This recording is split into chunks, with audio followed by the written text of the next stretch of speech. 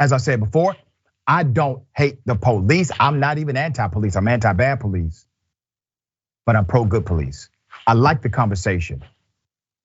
Here it is. Being affiliated with HPD, like, is there anything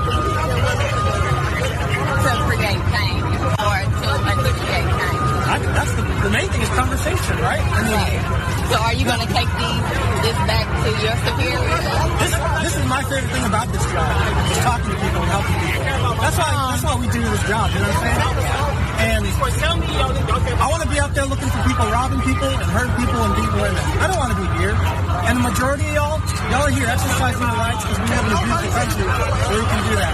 The reason we have to be here is there's some people that take it too far and destroy everyone's message, you know what I mean?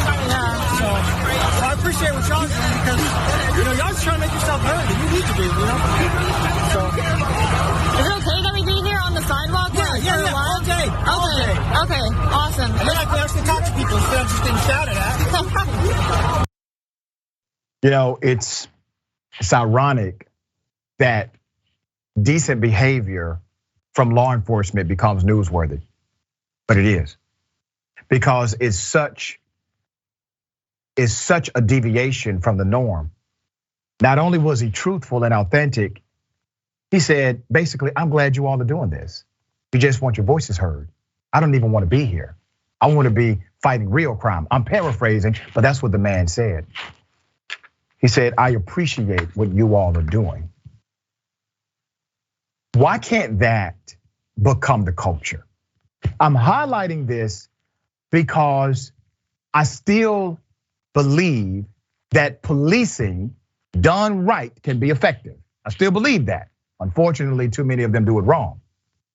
So I highlight these moments that should not even really be newsworthy if everybody was doing their job properly. I highlight these moments to provide a contrast to the sick SOBs who do it wrong every day. So when they say things like, we can't talk to anybody, or we have to talk to protesters in an aggressive way, or we're not able to talk to them, they're savages. When they say things like that, and when they treat individuals as if they are the enemy from conversation, it doesn't have to be that way. This cop just proved he engaged in thoughtful, authentic, transparent conversation.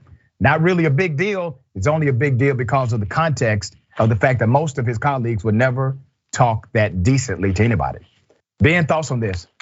Yeah, I mean, like all this really stems down to like who has the institutional power within these organizations, right? Is it people who actually want to make the world a better place, or is it the people who have like Nazi tattoos? And unfortunately, in a lot of police departments around the country, right, it's the white supremacists that have the institutional power. And it's very, very rare that you see any type of reform. And it's not like it's impossible. Like we just did a story a few minutes ago about how a new sheriff got elected that brought restorative justice practices in, and they were capable of doing good things. But depending on like the politics of like whatever city you're at, you have to have leadership that is willing to look at a bad system and make sweeping changes. And maybe that means kind of like gutting out the existing police department and making big replacements. Maybe that means finding people who were whistleblowers, who are punished for being whistleblowers, and putting them in leadership positions, right?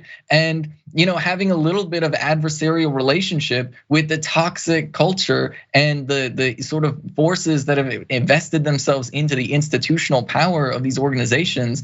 Because if you don't do that, then you're not really gonna end up changing anything.